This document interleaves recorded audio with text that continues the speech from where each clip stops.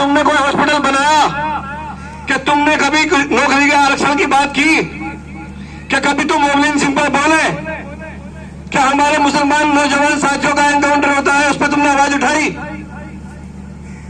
नहीं सवाल करते हम लोग।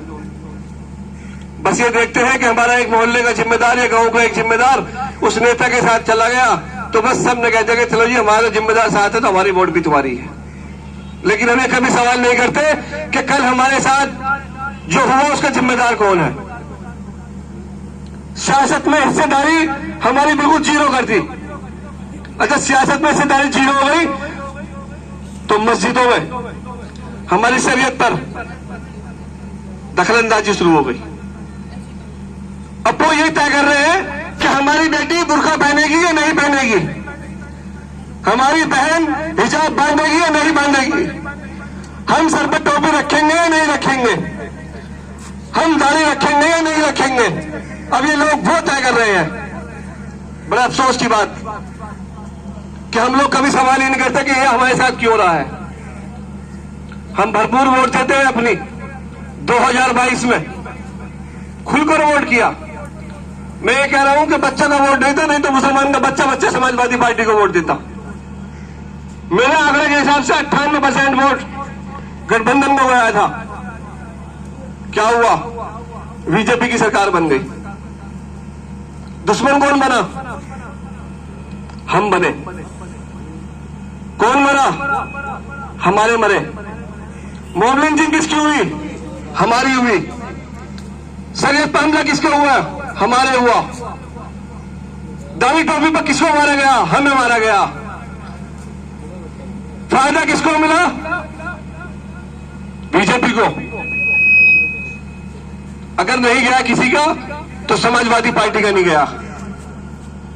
अगर नुकसान नहीं हुआ तो कांग्रेस का नहीं हुआ, नुकसान नहीं हुआ तो मायावती का नहीं हुआ। उठाकर देख लो, जितनी भी मोमिन सिंह हुई है वो कहीं ना कहीं आपका भाई होगा, आपका बेटा होगा, आपका पड़ोसी होगा।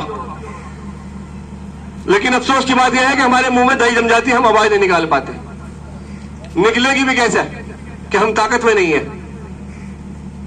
एनकाउंटर हो जाते हैं, जांच के नाम पर डराया धमकाया जाता है।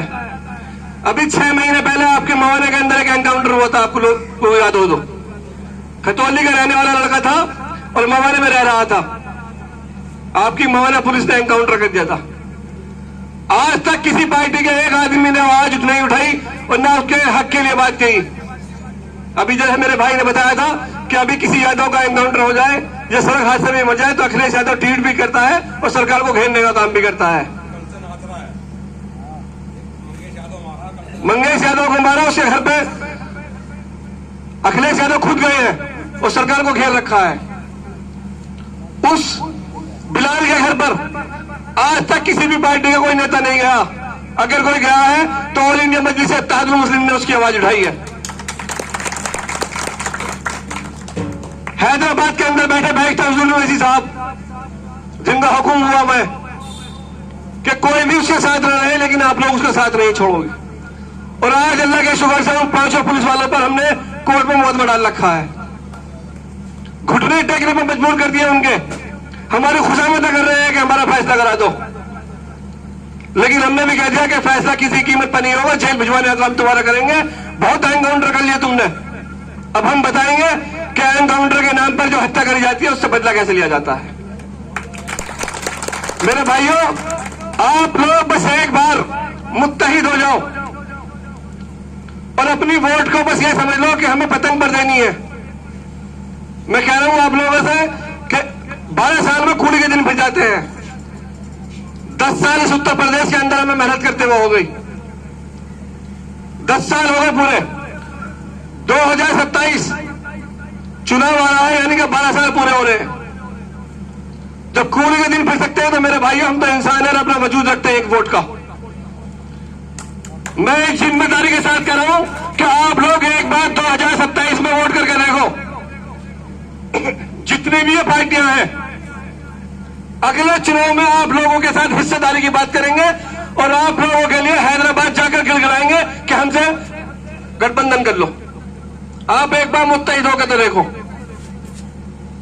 ये मत देखो कि चुनाव में प्रत्याशी कौन आया है, सिर्फ ये देखो कि पतंगा निशान किसका है। ना हमें जात देखनी है, ना बरादरी देखनी है, ना हमें धर्म देखना है।